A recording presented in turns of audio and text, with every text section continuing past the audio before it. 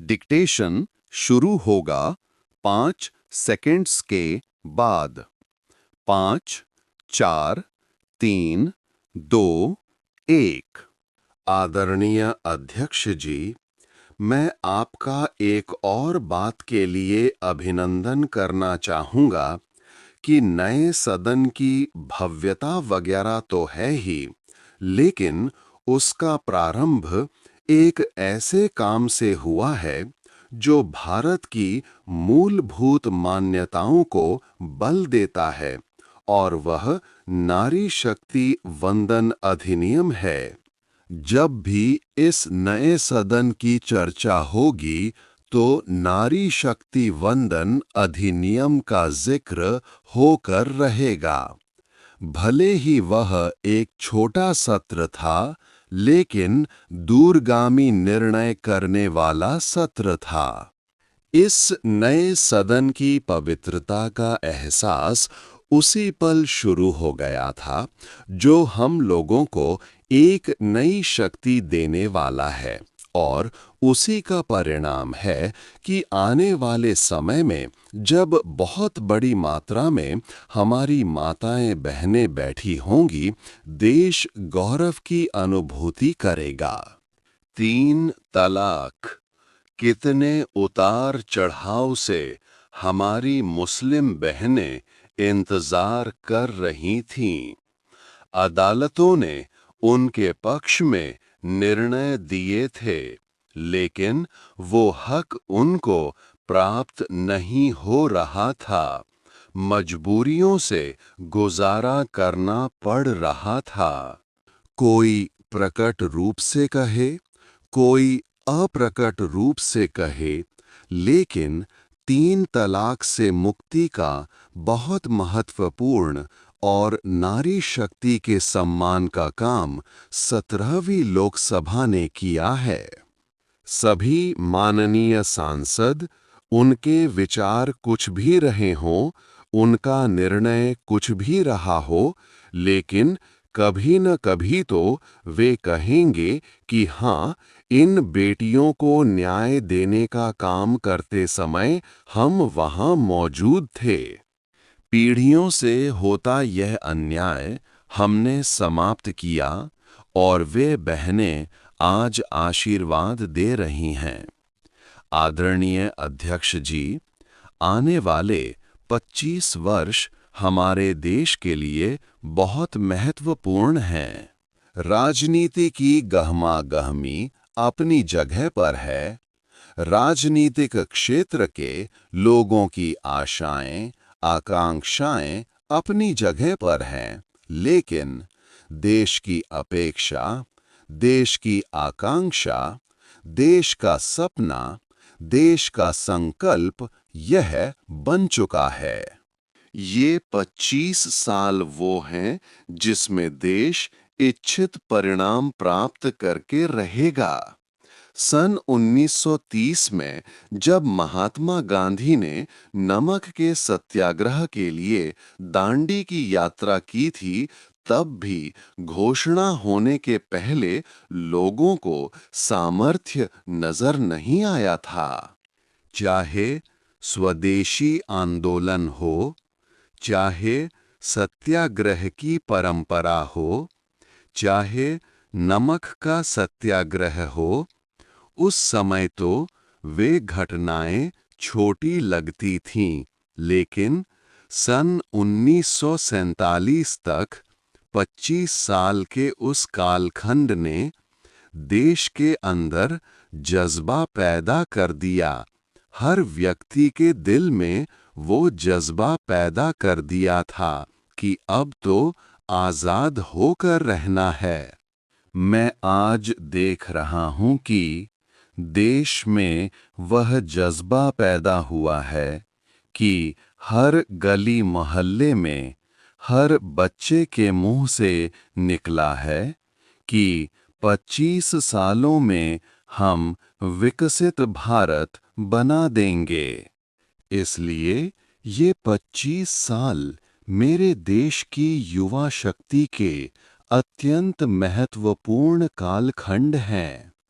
हम में से कोई ऐसा नहीं होगा जो नहीं चाहता होगा कि 25 साल में देश विकसित भारत न बने। हर किसी का सपना है। कुछ लोगों ने सपने को संकल्प बना लिया है। कुछ लोगों को शायद संकल्प बनाते देर हो जाएगी, लेकिन जुड़ना हर एक को होगा। जो जुड़ भी नहीं पाएंगे और जीवित होंगे, तो फल तो जरूर खाएंगे, यह मेरा विश्वास है। आदरणीय अध्यक्ष जी, इन 5 वर्षों में युवाओं के लिए बहुत ही ऐतिहासिक कानून भी बने हैं। व्यवस्था में पारदर्शिता लाकर युवाओं को नए मौके दिए गए हैं। पेपर लीक जैसी समस्या हमारे युवाओं को चिंतित करती थी।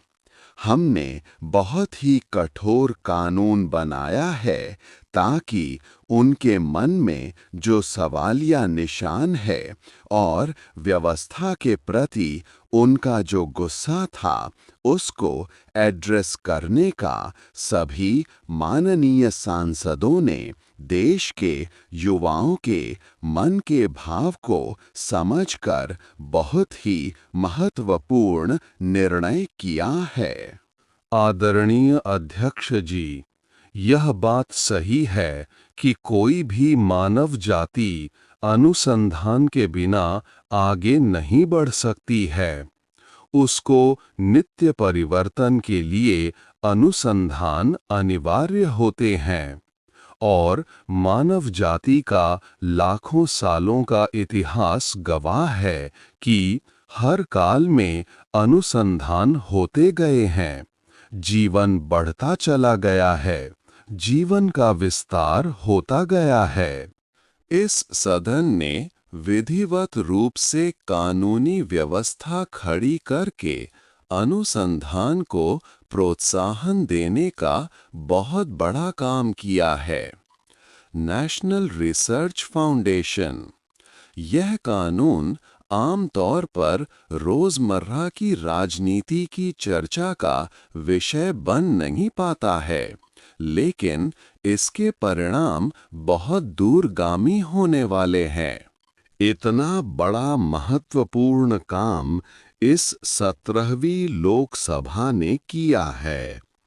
मुझे पक्का विश्वास है कि देश की युवा शक्ति इस व्यवस्था के कारण दुनिया का रिसर्च का एक हब हमारा देश बन सकता है। हमारे देश के युवा का टैलेंट ऐसा है कि आज भी दुनिया की बहुत सी कंपनियां ऐसी हैं जिनके इनोवेशन के काम आज भी भारत में हो रहे हैं। इसलिए देश बहुत बड़ा हब बनेगा, ये मेरा विश्वास है। आदरणीय अध्यक्ष जी, 21वीं सदी में हमारी बेसिक नीड्स पूरी तरह बदल रही है। कल तक जिसका कोई मूल्य नहीं था, कोई ध्यान नहीं था, वो आने वाले समय में बहुत अमूल्य बन चुका है। जैसे डेटा है। पूरी दुनिया में चर्चा है कि डेटा का सामर्थ्य क्या होता है। हमने डेटा प्रोटेक्शन बिल लाकर पूरी भावी पीढ़ी को सुरक्षित कर दिया है।